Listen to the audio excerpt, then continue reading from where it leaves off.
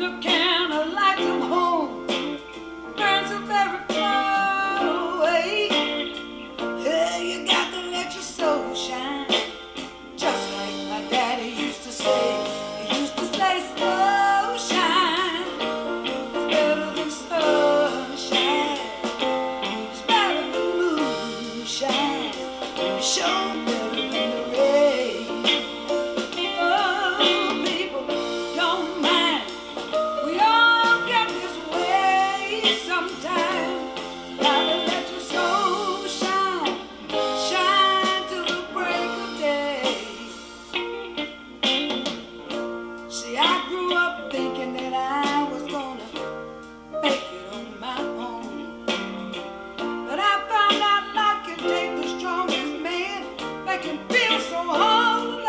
The arrival among us of these hordes was like the oncoming of cities. There was no plan in this exodus, no Moses to lead it. A blind terror stung them, and equally blind hope allured them, and to us they came. A slave population forsaking the old plantation life, coming garbed in rags or in silks, with feet shod or bleeding, individually or in families and larger groups. Often the slaves met prejudices against their color more bitter than any they had left behind. Hello everybody, Kelly here, and welcome to Chapter 4 of Juneteenth, An Honest History of Freedom in Memphis. Our Chaplain John Eaton was describing the conditions of the formerly enslaved people who made their way into the area in and around Junction and Grange, Tennessee before November of 1862. Now I want you to imagine how chaotic that must have been. Thousands of men, women, and children, many of whom were half-clothed and barefoot, sharing diseases with each other and with the troops they encountered. And this situation was made worse for both groups because in the meantime, Grant's army of the Tennessee had occupied Memphis, and we'll be in Memphis next time, I promise, and had advanced into Holly Springs, where Ida B. Wells was 4 months old, incidentally. And he was closing in on Oxford, Mississippi. So this expansion of operations drew even more enslaved Americans whose main intention beyond freedom was not to go back to the old plantation system. Now to meet these challenges, Grant appointed Chaplain Eaton to take charge of the contrabands that come into camp in the vicinity of the post, organizing them into suitable companies for working.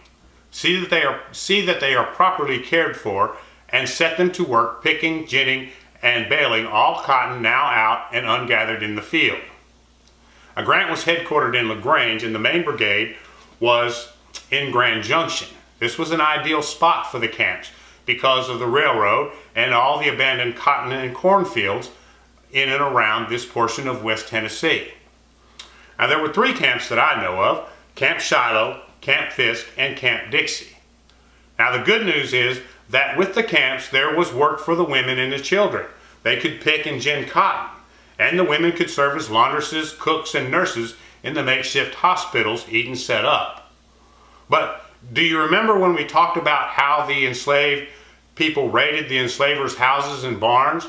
Well, they didn't get to keep all of that. Most of the animals in the wagons were confiscated for military use, and the rest, including the farm tools, were used for the benefit of the contrabands. As for the nature of the pay, they were given clothes and a standard ration, and they earned 12.5 cents a pound per cotton picked or ginned. As for the other jobs, the only number I have is about 50 cents a day. That's fair enough, I guess, but the money wasn't paid directly to them. It was expended judiciously for their benefit. This was in the form of clothing and supplies, basically their ration. Now, to make matters worse, Eaton experienced resistance from both officers and enlisted men. Eaton commented that he was lucky to find 1 man in 1,000 willing to work in the camps, because to do so would draw hostility from their fellow soldiers. So, from the start, General Grant had to issue special orders that commanders would indeed cooperate with Chaplain Eaton. Now, the existing buildings in and around Grand Junction were used as hospitals and lunchrooms and to house as many contrabands as he possibly could. but there weren't nearly enoug. So it wasn't long before the contrabands, by their own hands, replaced many of the makeshift tents and shacks with log cabins and framed houses. And still, they were looked upon as stupid, lazy, and as if they were somehow less than human. And never mind that with the aid of the American Missionary Association, they held services under brush arbor churches and organized congregations. And as you might already assume, they organized and eagerly attended the makeshift schools. And the most notable of these is Lincoln Chapel, which was started by Miss Lucinda Humphrey of the American Missionary Association. Now, unfortunately, this is all I know about Miss Humphrey, but isn't it extraordinary that she and her students lit candles to learn by, and their little light has grown into the beacon we call Lemoyne-Owen College? So thank you for listening, and now I'd like to hear from you. And to start the discussion, I'd like to leave you with a few questions. Why do you think that the hard work and their eagerness to learn demonstrated by the enslaved Americans was not enough to change the racist attitudes of their Union protectors? And do you see any patterns emerging that exist even today? What are some signs of hope contained in the narrative so far? And as always, I would need you to keep me honest. Point out my mistakes. Ask me the hard questions. So thank you again. Remember the participation compass, and see you in Memphis next time. Young, get away sometime. Gotta let your soul